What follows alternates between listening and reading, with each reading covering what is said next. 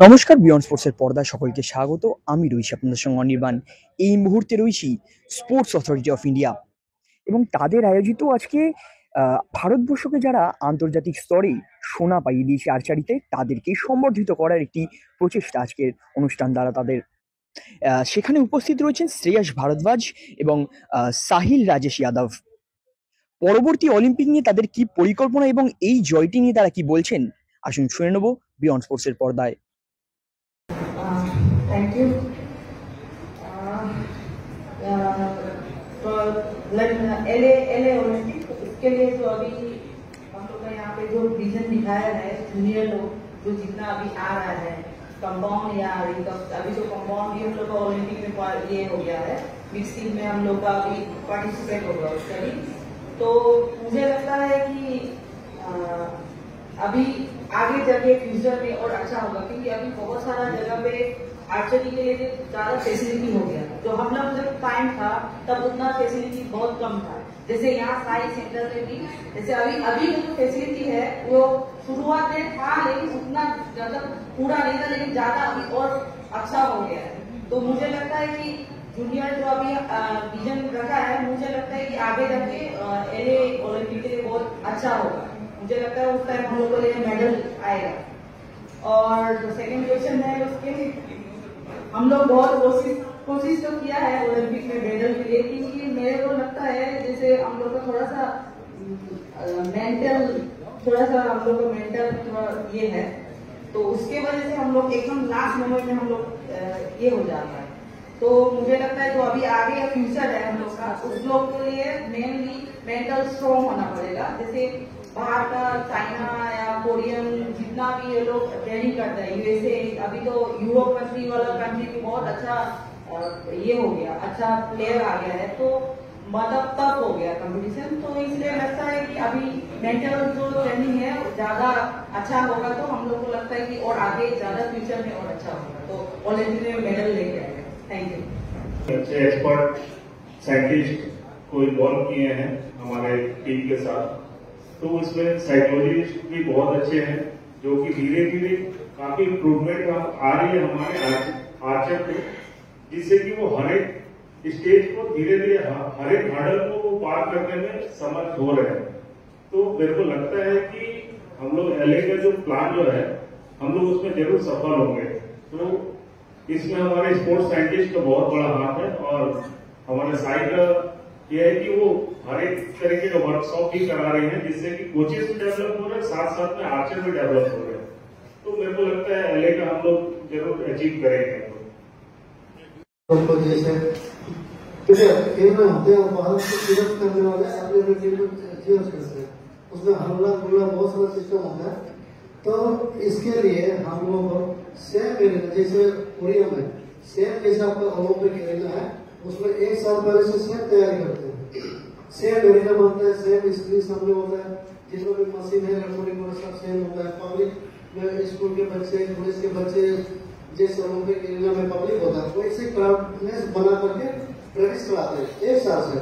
तो अगर उस जगह पे ओलंपिक पे जाना है, ओलंपिक में खेलना है, तो उनका तैयारी वैसे ही कराना पड़ेगा, तभी आपको नया चीज नहीं लगेगा।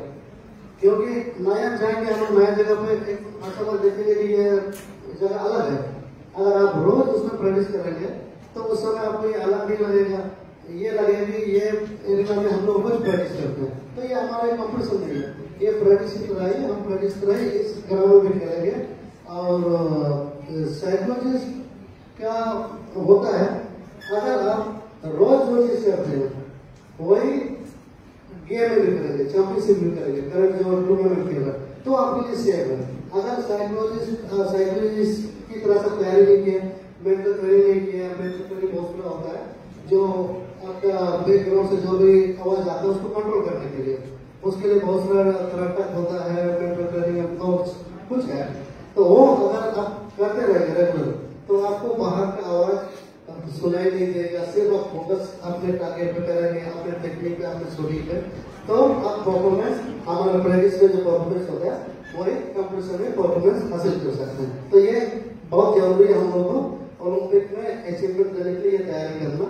हमारे सभी ऑफिशियल या हमारे जितने भी मिनिस्ट्री यूथ अफेयर हो गया, खेलो इंडिया, साई, जितने भी ऑफिशियल है, इसमें हम लोग को मिलकर काम करेंगे, तभी हम लोग को ओलंपिक में एक रोज के प्रैक्टिस की जगह जैसा लगेगा और हम लोग अचीवमेंट हासिल कर सकते हैं। और एक चीज है अफसोस के लिए, साइकोलॉजी में ये है कि आप अगर हार से करेंगे तो ये पीछा छूटेगा नहीं। इसीलिए इतना सारा टूर्नामेंट मैं हमेशा ही करता हूँ कि इतना सारा टूर्नामेंट मैं हार चुका हूँ और एक टूर्नामेंट हार चुका, क्या फर्क पड़ेगा? कुछ फर्क नहीं पड़ेगा। इसीलिए हारने के लिए रेडी रहा हूँ, लेकिन जो अपना उस टाइम में कंपनी कर रहा है तो अपना परफॉर्मेंस 100% देने की कोशिश कीजिए। हार जीत तो गारंटी है, एक हार चुके हैं, 2 हार चुके हैं, 100 हार चुके हैं और एक हारने कोई फर्क नहीं पड़ेगा, लेकिन अपना परफॉर्मेंस 100% वहां पे देना जरूरी है, तभी खत्म होगा। Thank you.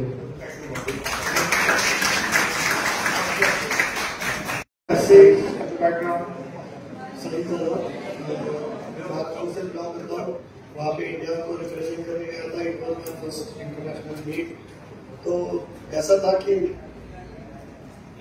बस मतलब पहला इंटरनेशनल है, कुछ करके दिखाना है, या फिर मतलब इतने सारे वर्ल्ड कप के ट्रायल हो गए, वर्ल्ड चैंपियनशिप के ट्रायल हो गए, या 6th रैंक पे या 7th रैंक पे मैंने जस्ट मिस कर दिए थे, तो इसमें होपफुली हो गया। तो ऐसा था कि वहां पे जाना है तो कुछ करके दिखाना है, ऐसा नहीं कि वहां पे गए फिर वापस ऐसे ही आ गए, वहां पे सिटी घूम के ये वो। तो पहले दिन गए, मतलब पहले दिन स्कोरिंग हुआ, अनऑफिशियल प्रैक्टिस, ऑफिशियल प्रैक्टिस के बाद टीम, उसके बाद स्कोरिंग में मैंने 6th पे फिनिश किया था। फिर सेकंड दिन इंडिविजुअल मैचेस हुए, उसमें सेमीफाइनल के तक पहुंच गया। उसके मेडल मैचेस फिर लास्ट दिन पे थे। फिर टीम फाइट में टीम बहुत स्ट्रॉन्ग थी, जैसे इंडिया मतलब कंपाउंड में बहुत अच्छा कर रहा है, बहुत मतलब एक्सट्रीम लेवल पे अच्छा कर रहा है कि जहाँ पे भी जाते हैं ऐसा नहीं है कि कोई टीम खाली हाथ आई है, ऐसे तो मुझे तो नहीं लगता। तो वैसे ही हमारी टीम बहुत स्ट्रॉन्ग थी, तो गोल्ड मेडल फाइट के लिए क्वालिफाई कर लिए थे। फिर वो भी सेकेंड लास्ट दिन पे था। उसके बाद इंडिविजुअल्स हुए, टीम फाइट में हमारा फिर लास्ट दिन पे थोड़ा सा चोट हो गया था, ज्यादातर मेरी सेक्शन से हो गया था। मैंने शूटिंग अच्छा किया, थोड़ा हो जाता है माइनर मिस, नाइट्स ज्यादा लग गए थे, तो 8 पॉइंट से हमने वो गोल्ड मेडल मिस किया। उसके बाद इंडिविजुअल में ये था कि लास्ट शाम को उस दिन ऊंचे से बात की, क्यों हुआ, क्या हुआ, क्या क्या गलतियां थी, मैंने अपना एक्सपीरियंस शेयर किया। फिर इंडिविजुअल में यही था कि जो कल गलतियां हुई है वही नहीं करनी, बस ऐसा नहीं था कि प्रैक्टिस करना है या जो भी है, वही था कि जो गलतियां कल की, जो पोडियम पे जाके जो भी वो नर्वसनेस आया था या शूटिंग फॉर्म अच्छा नहीं हुआ, यही था कि कंटिन्यू बस मेंटेन रखना है, पोडियम का मजा लेना है, पोडियम पे पूरा फोकस करके चलाना है और क्राउड को एंजॉय करना है या फिर शूटिंग को एंजॉय करना, यही था। और फर्स्ट सेमीफाइनल में इंडिया के कुशल दलाल के साथ ही था और it was a great match. Shoot of में हमारा मैच गया, शूट ऑफ में क्लोजेस्ट सेंटर मारना होता है, वो मेरा एक्स था, उसका 10 था, तो वो जीत गया। फिर गोल्ड मेडल फाइट में शायद होपफुली आपने देखा हो, तो वो जैसे सर ने कहा, सर ने कि वही था कि लास्ट के एंड तक जस्ट हमारे सेमीफाइनल से पहले एक ने वर्ल्ड रिकॉर्ड बना दिया था कि वो था 6x का, तो मेरे 7x वैसे ही जब गए थे तो थोड़ा दिमाग में आया कि यार मैच तो वैसे ही जीत गए, थोड़ा नर्वस ज्यादा हो गया, शूटिंग फॉर्म पे थोड़ा कम ध्यान दे जाके टारगेट पे थोड़ा ध्यान नहीं दिया, तो इसलिए थोड़ा वो 9 लग गया। But I am happy with that कि एटलीस्ट जो चैंपियन बनने के लिए गया था, जो ऐसा होता है कि हर एक एथलीट का जो होता है इंटरनेशनल पे जाके जब हम लोग चैंपियन बनते हैं तो एक 52 सेकेंड का हमारा एंथम बचता है। For a short presentation regarding the achievements of India and landscape of the contribution of regional sector Kolkata to the India national. Okay. This we all know Kolkata has been consistently producing many archers from last 3-4 decades. So I would like to I know many of you have covered the all the aspects of Kolkata area, but as Bose sir has said, it has become a blind spot. Okay, so our agenda is to show that this is not a blind spot, but this is going to be a blind spot, and it's going to shine much brighter.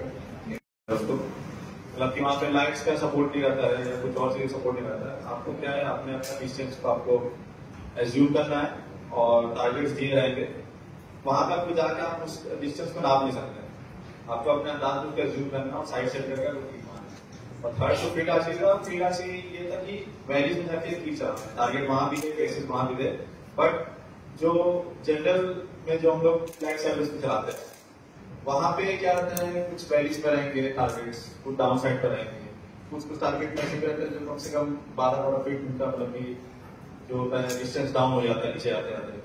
तो वहां पे क्या distance आपको खुद से आपको check करके और कितना साइड सेट करना, क्योंकि अलग की फ्लाइट चेंज होती रहती है, टारगेट ऊपर नीचे होने जाते हैं, तो वो हम लोग उसके हिसाब से सेट करके वहां पे टीम मारते रहते हैं।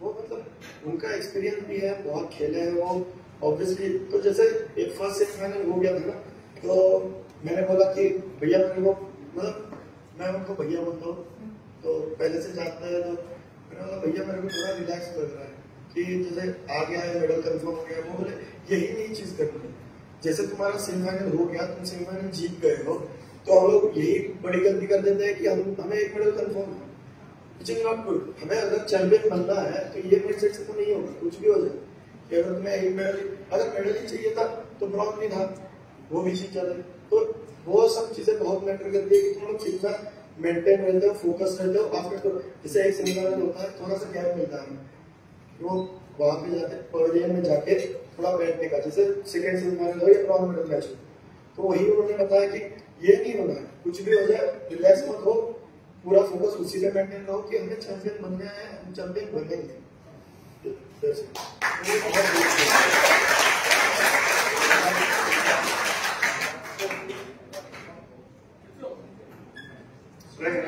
आपके पास आएंगे साहिल को इसका कहना क्या हो रहा है, वो नेक्स्ट क्वेश्चन। साहिल, आपने जैसे बताया कि जैसे सौमित्र दादा ने भी बताया कि आपका स्पीच ओलंपिक वाला स्पीच था, तो क्या मतलब एलए में तो कंपाउंड इंक्लूड हो रहे हैं और मिक्स टीम जाएगी, मैडम ने बताया, तो आप कैसे प्रिपरेशन कर रहे हो टीम में इंक्लूड होने के लिए? आपका प्रिपरेशन कैसे चल रहा है? ये जैसे मतलब प्रैक्टिस हर कोई कर रहा है, हम भी कर रहे हैं, सारे मेरे साथ जो कलीग्स है वो कर रहे हैं।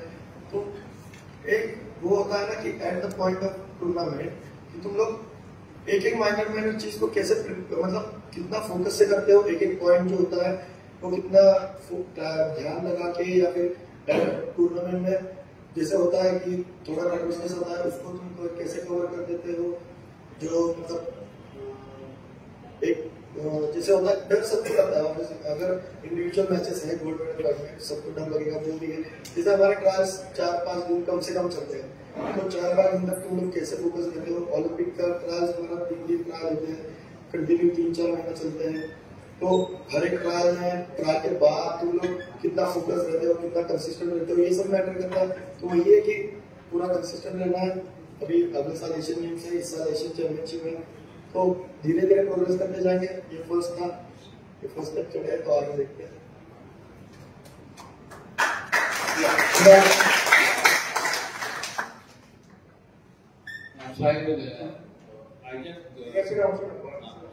मैंने आपका सीपी देख रहा था, तो उसमें देख रहा था कि आप हार्डशिप बहुत अपने आपका जो फैमिली है बहुत हार्डशिप लिया, क्योंकि देखा कि आपका फादर आपके लिए जॉब छोड़ना पड़ा, आपका मदर का ज्वेलरी बिकना पड़ा।